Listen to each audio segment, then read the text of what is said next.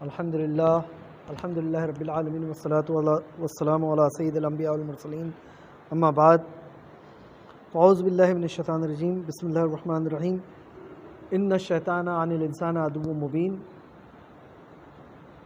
صدق اللہ العلی العظیم ان اللہ وملائکتہ یصلون علی النبی یا ایھا الذین آمنوا صلوا علیہ وسلم تسلیما اللہم صلی علی سیدنا شفیعنا حبیبنا مولانا محمد وعلی آلہ وسلم مولانا محمد بارک وسلم صلاۃ و سلام علیک یا رسول اللہ صلی اللہ تعالی علیہ وسلم۔ پیارے آقا صلی اللہ تعالی علیہ وسلم کے پیارے دیوانوں، الحمدللہ ہم نے ایک تذکرہ شروع کیا تھا جس میں شیطان کی قسمیں اس کے تعلق سے بتانے کی کوشش کی گئی تھی، جس میں نے یہ بتایا تھا کہ ابلیس کے 5 اولادیں ہیں، ہے نا؟ اگر یاد ہوگا تو ابلیس کی 5 اولادیں ہیں، جس میں سے سب سے بڑا ہے دسم، جس کا کام ہے مرد اور عورت، شوہر اور بیوی کے بیچ میں جھگڑا لگانا، یہ اس کا کام ہے۔ اس کے بعد آور کا کام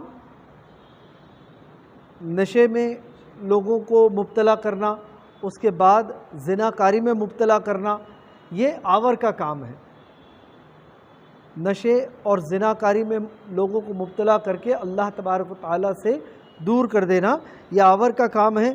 اس کے بعد زلمبور، جس کا کام جو ناپ تول میں جو فرق ہوتا ہے، اس طرح سے لوگوں کو ناپ تول میں فرق کروا دینا، اس کی لالچ دینا لوگوں کو کہ تھوڑا سا ادھر ادھر ہو گیا تو کوئی فرق نہیں پڑتا ہے۔ یا اس میں نے ایک آسان طریقہ بھی یہ بھی بتایا تھا کہ اکثر ناپ تول میں جب فرق ہو جاتا ہے، ہم یہ کہتے ہیں کہ ہمیں یہ آدھا کلو چاہیے، ٹھیک ہے نا؟ اب اس وقت جب تولتے وقت میں کبھی کبھار ایسا ہو جاتا ہے کہ وہ آدھا کلو کی جگہ پہ تقریباً 600 گرام ہو جاتا ہے، یا پھر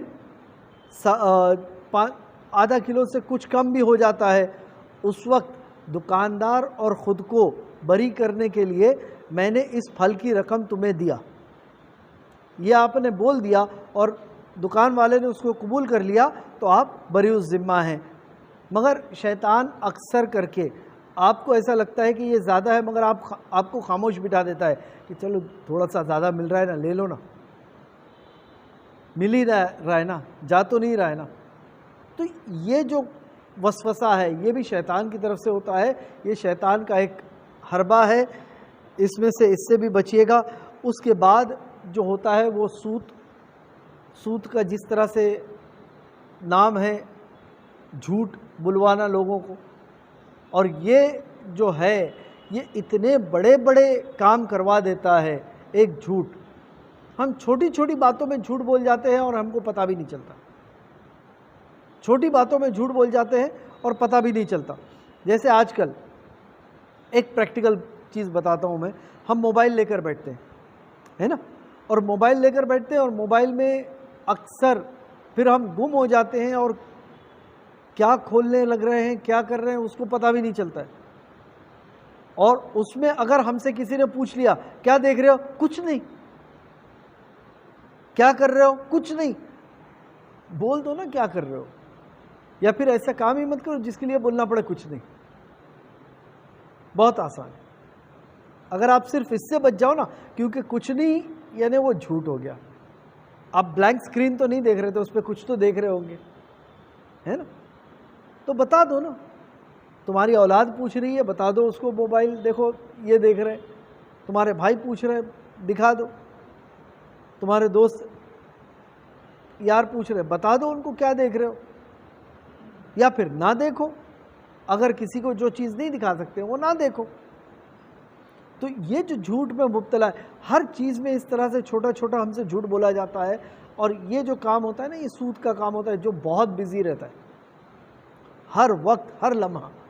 اور اس کے بعد سیر کا کام کیا ہوتا ہے کہ لوگوں کو پریشانی میں ڈال دے گا، الگ الگ طریقے سے لوگوں کو پریشانی میں ڈال دینا، اور اس طرح سے کہ لوگ سمجھتے ارے یہ ہمارے ساتھ کیوں رہا، اور اس میں بولتے وقت میں ہم ایک چیز میں بہت زیادہ گناہ میں مبتلا ہو جاتے ہیں کہ اللہ یہ ہمارے ہی ساتھ کیوں ہو رہا ہے نا. اور اس میں کیا ہم بھول جاتے ہیں کہ ہم نے کبھی پڑھا تھا آمنت باللہ و ملائکتہ و کتبہ و رسولہ والیوم الآخر و خیر قدرہ و شرہ من اللہ تعالی والبعث بعد الموت. تو اللہ کی مرضی سمجھ کے تھوڑا سا صبر کر لو نا، صبر کر لو نا. مگر ہم نہیں کرتے، ہم اس کو فوراً شکایت میں اپنے آپ کو لے لیتے ہیں، فوراً اس کی شکایت کرنے لگتے ہیں کہ ہمارے ہی ساتھ ایسا کیوں ہے. انبیاء علیہ الصلوۃ والتسلیم کی زندگی دیکھو، کیا تم میں سے کسی کو اپنے جوان بچے کو اللہ کی راہ میں قربان کرنے کہا گیا ہے کہ جاؤ اور چھری لے کر اپنے جوان بیٹے پر، جوانی میں قدم رکھتے ہوئے بیٹے کے گلے پر چھری چلا دو؟ کہا گیا ہے؟ کیا تم سے یہ کہا گیا ہے کہ تم جس بیوی کو پیار کرتے ہو اس کو چھوڑ دو اور آگے نکل جاؤ؟ اب وہ قوم کے ساتھ دھسے چلی جائے گی، پلٹ کر اس کو دیکھنا نہیں. کیا تم کو یہ کہا گیا ہے کہ تمہارا بچہ مارا جائے گا، پلٹ کے دیکھنا نہیں؟ وہ تمہارے ساتھ کشتی میں نہیں چڑھا ہے، چھوڑ دو اس کو. تو یہ تمام چیزیں انبیاء علیہ الصلوۃ والتسلیم نے اپنے آپ پر جھیلا ہے، اور اس کو اللہ کی مرضی جانی ہے.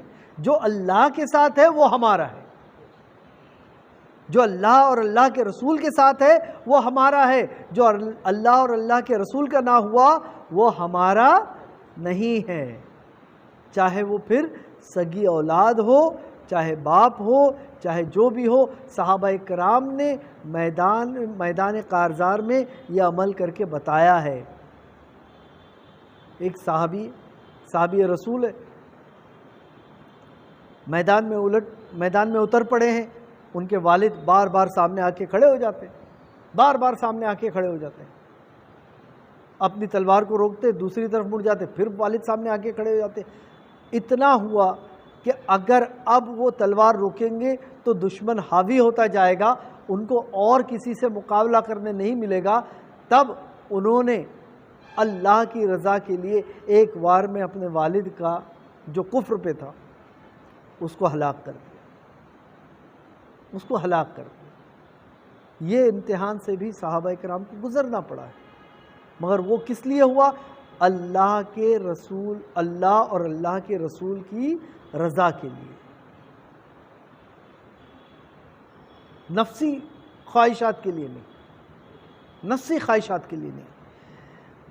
اسی طرح سے اگرچہ تمہیں شیطان کے وسوسے سے بچنا ہے تو تمہیں کیا کرنا ہوگا؟ سب سے بڑا ہتھیار ہمارے پاس اگر کوئی ہے تو وہ ہے کلمہ طیبہ. ہم دل پہ ہاتھ رکھ کے سوچیں کہ آخری مرتبہ کب ہم نے کلمہ طیبہ پڑھا؟ ہاں آپ بولو گے میں نے سلام پھیرتے ہی پڑھا ہے نا. تو ایوریج انسان دن میں کتنی مرتبہ پڑھتا ہے، یا اس کے علاوہ ہم کتنی مرتبہ پڑھتے ہیں؟ عادت بنا لیجئے، عادت بنا لیجئے، ہر بار عادت بنا لیجئے. سو کے اٹھے عادت بنا لیجئے. کلمہ طیبہ پڑھنے کا ہے، آیت الکرسی پڑھنا ہے. نیند سے آنکھ کھلی کلمہ طیبہ پڑھو، آیت الکرسی پڑھو. اتنی عادت بنا لو نیند سے اٹھ کر پڑھنے کی کہ جب قبر میں فرشتے تمہیں ہلائے اور اٹھائے تو اٹھتے کے ساتھ ہی تمہارے منہ سے نکلے لا الہ الا اللہ محمد الرسول اللہ صلی اللہ علیہ وسلم. خود بخود تمہارے قبر کے سوالات تم پر آسان ہوں گے. اتنی عادت بنا لو. ایک دن میرے آقا صلی اللہ علیہ وسلم نے شیطان کو کمزوری کی حالت میں پایا اور اس سے پوچھا کہ آج تو اتنا کمزور کیوں ہے؟ تو فرمایا وہ کہتا ہے کہ میں تمہاری امت کی طرف سے کافی رنج و غم اٹھاتا ہوں، اس لیے کمزور ہو گیا ہوں. تو فرمایا وہ کون کون سی باتیں ہیں جس سے تو کمزور ہو جاتا ہے؟ تو شیطان کہتا ہے جب دو مسلمان آپس میں ملتے ہیں اور ایک دوسرے کو سلام کرتے ہیں، آپس میں ملتے ہیں اور ایک دوسرے کو سلام کرتے ہیں، تب میں کمزور ہو جاتا ہوں۔ جب وہ مصافحہ کرتے ہیں تب میں اور کمزور ہو جاتا ہوں۔ آپس میں سلام کرو، سلام کرو، سلام کو عام کرو۔ اکثر کارپوریٹس میں جو ہوتے ہیں نا، ان کو عادت ہو جاتی ہے کہ دوسروں کے ساتھ اپنے مسلمان بھائی بھی ملے تو high how you, so how the things going on, ٹھیک ہے، ہاؤ تھنگس گوئنگ آن بولنا کوئی حرج نہیں، مگر پہلے سلام تو کر لو نا، سلام سے شروعات کرو نا۔ ابھی کچھ دن پہلے میرے پاس ایک کلپ آئی تھی، وہ دیکھ کر میں بڑا شرمسار ہو گیا کہ کوئی 27 یا 28 سال کا شخص ہوگا جو امریکہ میں پہنچا، اور امریکہ میں پہنچنے کے بعد وہاں پہ اس نے اسلام قبول کیا۔ تو جو سامنے شخص تھا اس نے کہا کہ تم تو ہندوستان سے ہو، ہندوستان کے کون سے شہر سے ہو؟ کہنے لگا میں حیدرآباد سے ہوں۔ تو اتنے سال تم جب حیدرآباد میں رہے تو اسلام قبول نہیں کیے، یہاں آنے کے بعد کچھ مہینوں بعد تم نے اسلام قبول کر لیا؟ تو وہ شخص کہتا ہے کہ مجھ پر کسی نے اسلام پیش ہی نہیں کیا، مجھے کسی نے بتایا ہی نہیں کہ اسلام کیا ہے۔ آج ہمارے ساتھ یہی کمزوری ہے، ہم لوگوں کو بتاتے ہی نہیں ہے کہ اسلام کیا ہے، لوگوں کو ہم نے جتایا ہی نہیں کہ اسلام کیا ہے، اسلام کے فائدے کیا ہے۔ اگر تم پانی بیٹھ کے پیو، یہ اس طرح سے بھی دعوت کی جا سکتی ہے۔ جب ہم نکلتے ہیں گھر سے، کسی کو کھڑے رہتے پانی پیتا دیکھ لیا، اس کو کہو بھائی بیٹھ کے پی، بیٹھ کے پی، بیٹھ کے اگر پانی پیے گا تو طبی فائدے یہ ہے کہ تجھے اپینڈیسائٹس کی شکایتیں بہت ہی کم ہو جائے گی، تیرے لیور پہ یا انٹسٹائن پہ پانی ڈائریکٹ نہیں گرے گا۔ یہ تو طبی فائدے ہیں، مگر ہمارے لیے ہمارے رسول نے اس کو ضروری بتایا ہے، یہ ہمارے نبی کی سنت ہے، یہ ہمارے نبی کی سنت ہے۔ بتاؤ کتنے لوگوں کو ہم نے یہ سنت بتا دی ہے، یہ سنت بتا دی ہے۔ سر ڈھانک کے رکھنا ہمارے نبی کی سنت ہے، کھانا کھاتے وقت میں سر ڈھانکو، پیشاب یا پاخانہ کرتے وقت میں سر ڈھانکو، یہ نبی کی سنت ہے۔ پیشاب یا پاخانہ جتنا ہو سکے بیٹھ کے کرو، کس طرح سے کرنا ہے نبی نے بتایا ہے ہمیں۔ تو دو چیزیں جن سے شیطان کمزور ہو جاتا ہے، سلام کرنا، مصافحہ کرنا۔ اس کے بعد جب کوئی کام کرنے کا ارادہ کرتے ہیں نا، جب بھی کوئی کام کرنے کا ارادہ، پکا ارادہ، کسی کام کو جب ہمیں ٹالنا ہو تو یہ نہ کہیں، منہ کھول کے کہہ دیجئے کہ مجھ سے کام نہ ہوگا، یا میں نہیں آ سکوں گا، یا میں نہیں آ سکتا۔ مگر جب پکا ارادہ کر لو تب کہو انشاءاللہ، تب کہو انشاءاللہ۔ جب بندہ پکے کام کا ارادہ کرتا ہے اور کہتا ہے انشاءاللہ تو شیطان کمزور ہو جاتا ہے، شیطان کمزور ہو جاتا ہے۔ اس بات کو بہت دھیان رکھو، بہت دھیان رکھو۔ کبھی اکثر لوگ اس کے لیے معاذ اللہ کچھ لوگوں نے اس کا جوک بھی بنا دیا ہے، تو ان کا جو تھنکنگ ہے اس کو بدلو، لوگوں میں یہ رائج کر دو کہ ہم جب پکا ارادہ کرتے ہیں تب اللہ پہ توکل کرتے ہیں، نہ کہ جب کسی کام کو ٹالنا ہوتا ہے تو ہم یہ کہتے تھے معاذ اللہ you are blaming Allah, do not blame Allah, rely on Allah. اللہ پہ بلیم مت ڈالو، اللہ پہ ریلائی کرو، کیونکہ تم خود جانتے ہو کہ اگر کوئی کام نہیں کر سکتے ہو، مگر تم نے یہ کہہ دیا انشاءاللہ، انشاءاللہ تعالی. جب نہیں کرنا ہے نہ بول دو. کرنا ہے، کرنے کا ارادہ ہے پکا، تب انشاءاللہ کہو. اللہ تعالیٰ اس میں مدد فرمائے گا، اللہ تعالیٰ اس میں مدد فرمائے گا. اور یہ عمل شیطان کو کمزور کر دیتا ہے، یہ عمل شیطان کو کمزور کر دیتا ہے. استغفار کی کثرت کرنا یہ بھی شیطان کو بہت کمزور کر دیتا ہے. جب بندہ استغفار کرتا ہے نا کثرت سے، تب شیطان بہت زیادہ کمزور ہو جاتا ہے. اور وہ واقعہ تو میں نے پہلے بھی سنایا ہوں، اور بڑے چاؤ سے وہ واقعہ سناتا ہوں. جب حضرت امام احمد بن حنبل کسی گاؤں میں گئے، اس وقت کے امام، اتنی بڑی ہستی، مگر ایک انجان گاؤں میں انجان آدمی کی طرح پہنچ گئے. کسی کو بتایا نہیں کہ میں امام ہوں، میں احمد بن حنبل ہوں، آؤ میری تعظیم کرو، کوئی آئے مجھے ہار پھول پہنائے، میری تعظیم کرے. نہیں، خاموشی سے انجان گاؤں میں پہنچ گئے، مسجد میں گئے، عشاء سے فارغ ہو گئے، بیٹھے مسجد میں. مسجد کے جو صاف صفائی کرنے والا آتا ہے کہتا ہے آپ کو مسجد سے باہر نکلنا پڑے گا. وہ کہتے ہیں بھائی میں یہ اس جگہ پہ جو ہے بالکل انجان ہوں، مسافر ہوں، تھوڑا رات رکنے کے لیے. کہتے ہیں نہیں، آپ مسجد میں نہیں رک سکتے، مسجد میں نہیں رک سکتے، آپ کو باہر جانا پڑے گا. یہ بات یہاں شہر میں تو ہم کوئی غور نہیں کرتا ہے، مگر ہاں گاؤں کی طرف جو ہے اکثر مسجد کے اندر بھی جو باتیں ہوتی ہیں باہر سنائی دیتی ہے، راستے چلتے والوں کو سنائی دیتی ہے. ایک نوجوان کو سنائی دیتا ہے کہ مسجد کے اندر کچھ آوازیں آ رہی ہے. وہ آ کر پوچھتا ہے کہ کیا بات ہے، تو کہتے ہیں کہ بھئی یہ مسافر ہے اور مسجد میں ٹھہرنا چاہتے ہیں. وہ کہتا ہے چلیے آپ میرے گھر چلیے، مسجد کا قانون ہے، مسجد کے قانون کا احترام کریں، آپ میرے گھر چلیے. انہیں گھر لے جاتا ہے، پانی لے آتا ہے، ان کے پاؤں دھوتا ہے.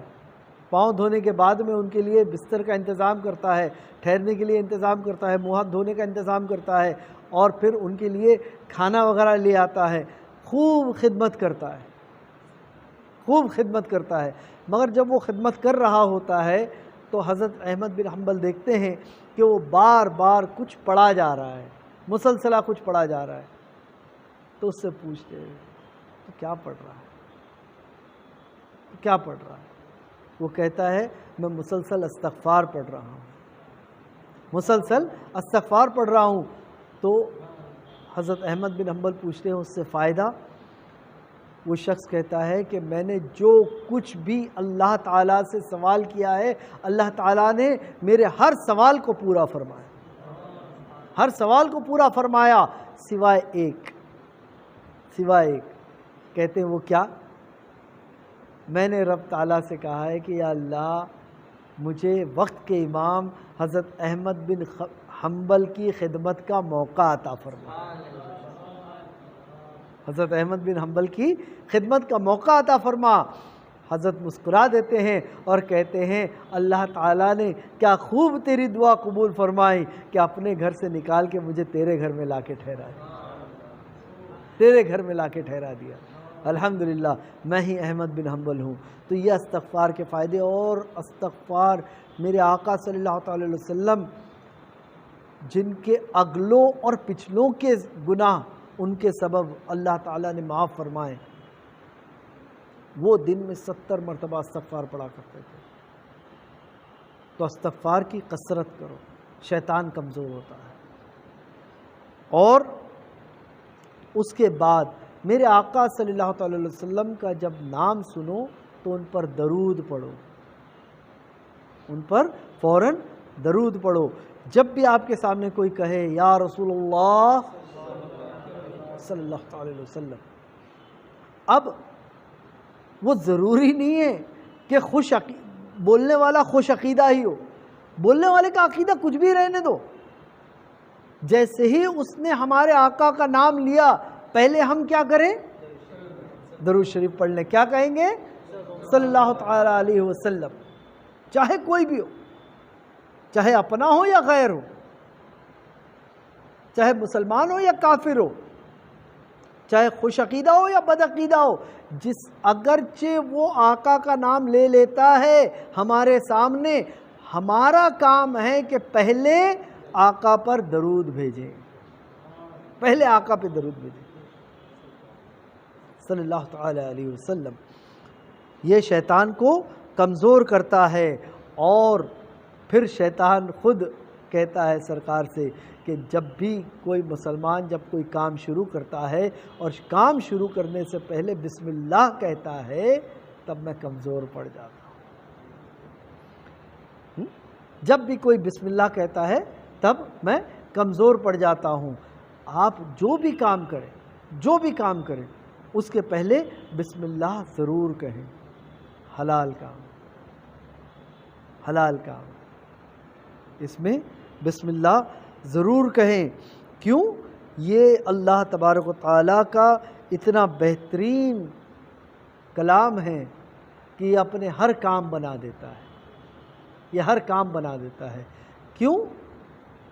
اگرچہ میں بہت زیادہ تفسیر میں نہیں جاؤں گا، بس اتنا بولنا چاہوں گا کہ یہ بسم اللہ آپ کے لیے دنیا اور آخرت کی ضمانت لیتا ہے، دنیا اور آخرت کی ضمانت لیتا ہے، کیونکہ اس نام میں رحمان بھی ہے اور رحیم بھی ہے، اس کلام میں رحمان بھی ہے اور رحیم بھی ہے۔ تو یہ رحمان اور رحیم یہ ہمارے دنیا اور آخرت کے کام بنا دیتا ہے۔ بسم اللہ الرحمن الرحیم ضرور سے ضرور کہیں۔ یہ 6 عمل ایسے ہیں نا جو شیطان کو کمزور کر دیتے ہیں۔ شیطان کے تعلق سے میں بتا رہا تھا کہ شیطان کا ذکر قرآن کریم میں الگ الگ آیتوں میں 95 مرتبہ آیا، 95، جس میں سے 11 مرتبہ ابلیس نام سے اس کو قرآن کریم میں بتایا گیا ہے۔ قرآن کریم میں 11 مرتبہ نام ابلیس آیا ہے، ورنہ 95 ٹائمز قرآن کریم میں اس کا تذکرہ آیا ہے، جس میں سورہ یاسین میں بڑے کھلے لفظوں میں اللہ تبارک و تعالی ہم سے کہتا ہے نا، ان الشیطان عن الانسان عدو مبین، شیطان انسان کا کھلا ہوا دشمن ہے، وہ تمہیں ہر طرح سے ستانے کی کوشش کرے گا، اور اس نے آج سے نہیں بلکہ کب سے شروعات کی ہے؟ اس نے اس وقت سے شروعات کی ہے جس میں اللہ تبارک و تعالیٰ نے سورہ بقرہ میں آیت نمبر 34 جب تذکرہ فرما دیا کہ اللہ تعالیٰ نے، قرآن پاک کی آیت کا مفہوم بتا رہا ہوں، جب اللہ تبارک و تعالیٰ نے یہ حکم دیا کہ حضرت آدم علیہ السلام کو سجدہ کرو، سبھی نے سجدہ کیا سوائے ابلیس، وہاں سے اس کی نافرمانی شروع ہوئی، اور اس کے بعد پھر رب تعالیٰ ہم سے سورہ بقرہ میں ہی آیت نمبر 168 میں یہ کہتا ہے کہ اے ایمان والو، اے انسان، جو بھی اللہ تعالیٰ نے دیا ہے وہ حلال چیزوں میں سے تم کھاؤ، جو بھی تمہارے لیے زمین پر بہتر ہے۔ آیت پاک کا مفہوم ہے، ایگزیکٹ ورڈز نہیں بتا رہا ہوں میں، اور شیطان کے راستے پہ نہ چلو۔ اللہ تعالیٰ کیا کہہ رہا ہے کہ شیطان کے راستے پر نہ چلو، وہ صرف تمہیں برائی سے جوڑے گا۔ اگلی آیت میں اللہ تعالیٰ فرماتا ہے وہ صرف تمہیں برائی سے جوڑے گا تاکہ تم اللہ کے خلاف بولو۔ تو کیا پتہ چلتا ہے کہ جو بھی جس کی غذا حرام رہتی ہے، جس کی غذا غلط رہتی ہے، وہ اللہ کے خلاف بولتا ہے، اور وہ اپنے آپ کو شیطان کا ساتھی بنا لیتا ہے۔ پھر رب تعالیٰ آگے اور آیتوں میں فرماتا ہے کہ اے ایمان والو، پوری طرح سے اسلام میں داخل ہو جاؤ اور شیطان کے قدموں پر نہ چلو، وہ تمہارا کھلا دشمن ہے۔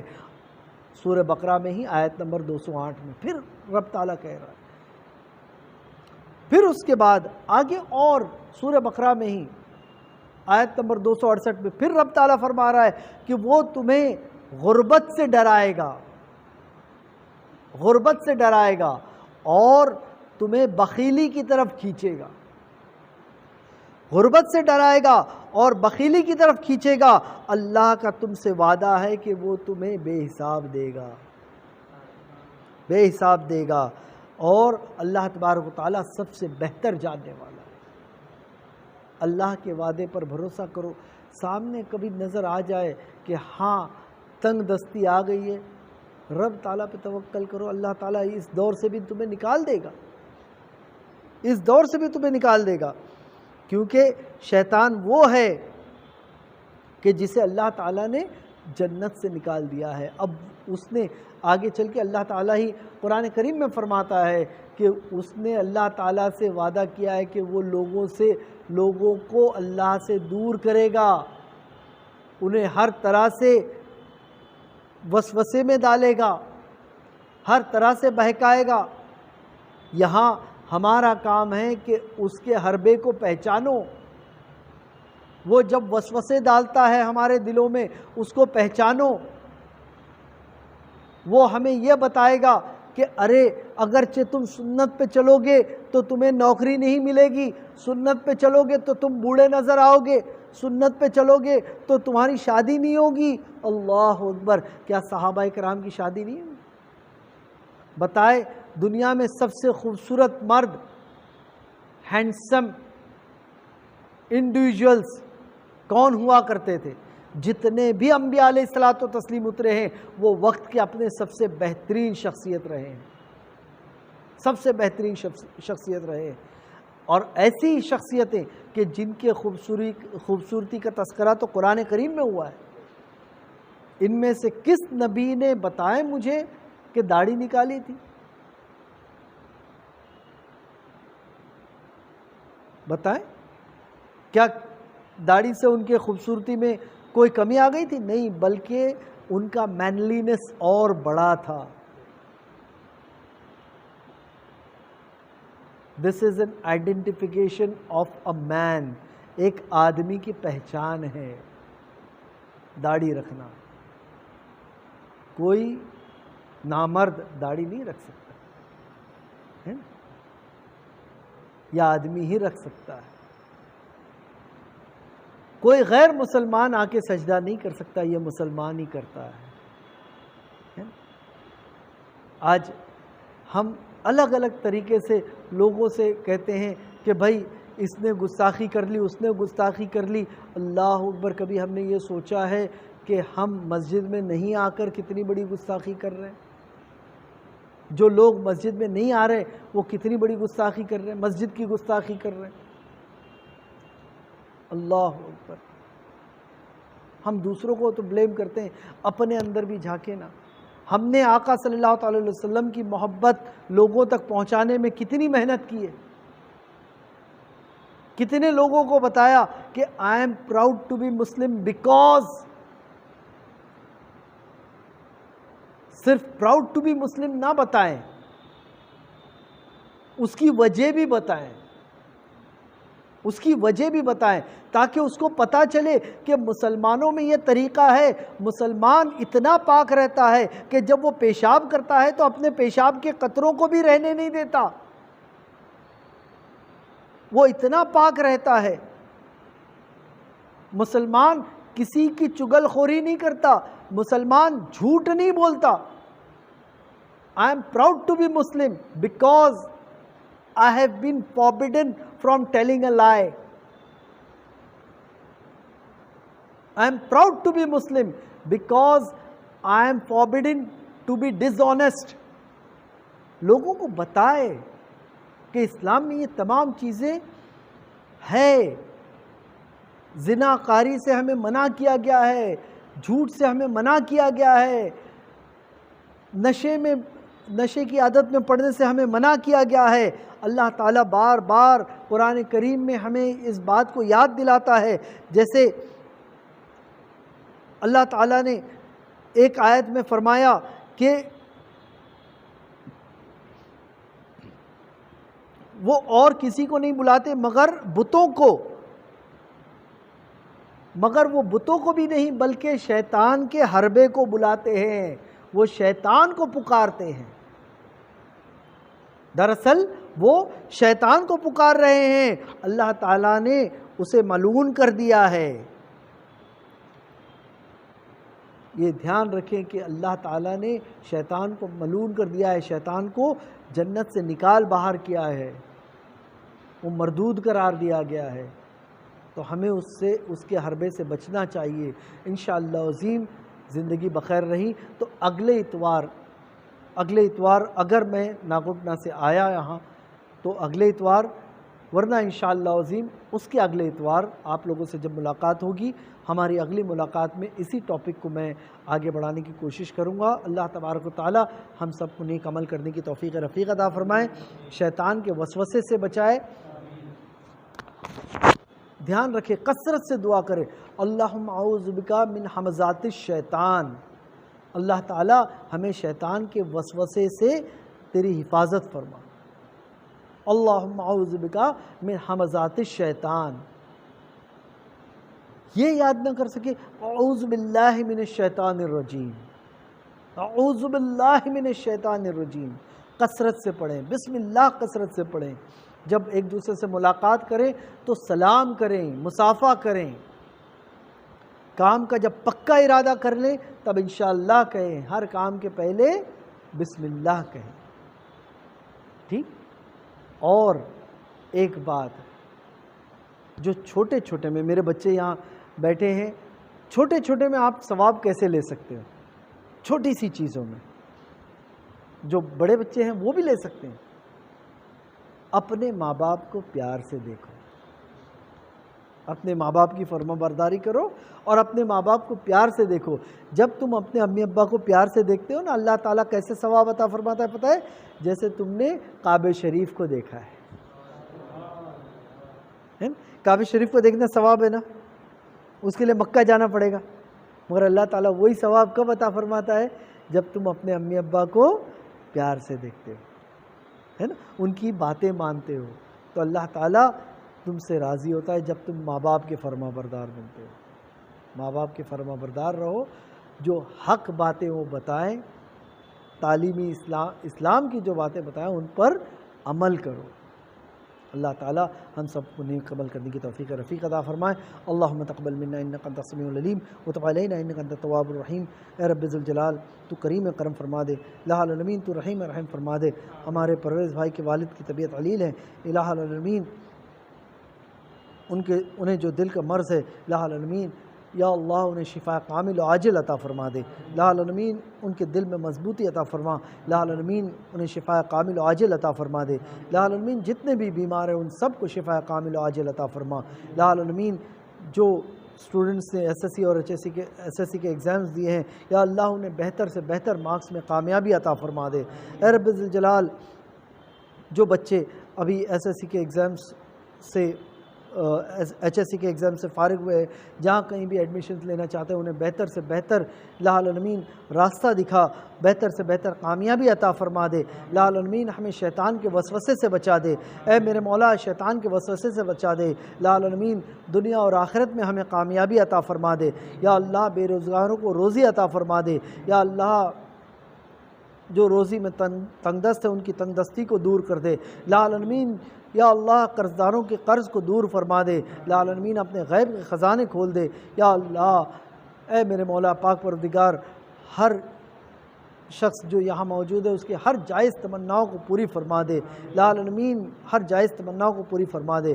اے میرے مولا پاک پروردگار ہمارے ساتھی شمش الدین قاضی صاحب پہ رحم فرما، اے میرے مولا انہیں صحت و کامیابی عطا فرما دے، یا اللہ انہیں صحت و کاملہ عطا فرما دے، اے رب ذوالجلال تو کریم کرم فرما، یا اللہ تو رحیم رحم فرما، یا اللہ ان کے نیک ارادوں میں انہیں کامیابی عطا فرما دے۔ کرم فرما، رحم فرما، فضل فرما یا اللہ۔ اور جس کسی نے بھی اے میرے مولا دعاؤں کے لیے کہا ہے ان تمام لوگوں کی دعاؤں کو قبول فرما دے، ان تمام لوگوں کی دعاؤں کو قبول فرما دے، ان تمام لوگوں کی دعاؤں کو اور دلی تمناؤں کو پوری فرما دے۔ اللہم تقبل منا انک انت السمیع العلیم وتب علینا انک انت التواب الرحیم۔ استغفر اللہ رب من کل ذنب واتوب الیہ، استغفر اللہ رب من کل ذنب واتوب الیہ، استغفر اللہ رب من کل ذنب واتوب الیہ۔ ان اللہ وملائکتہ یصلون علی النبی یا ایھا الذین آمنوا صلوا علیہ وسلموا تسلیما۔ اللہم صل علی سیدنا شفیعنا حبیبنا مولانا محمد وعلی آلہ سیدنا محمد بارک وسلم۔ صلاۃ و سلام علیک یا رسول اللہ صلی اللہ علیہ وسلم۔ الہ العالمین، میرے اس درس میں کسی طرح کی کوئی لغزش ہوئی ہو تیرے حبیب کے صدقے و فضل سے معاف فرما، ہمیں حق بات سن کے لوگوں تک حق پہنچانے کی توفیق رفیق عطا فرما۔ سبحان ربک رب العزۃ عما یصفون وسلام علی المرسلین والحمد للہ رب العالمین۔ حق لا الہ الا اللہ محمد رسول اللہ صلی اللہ علیہ وسلم۔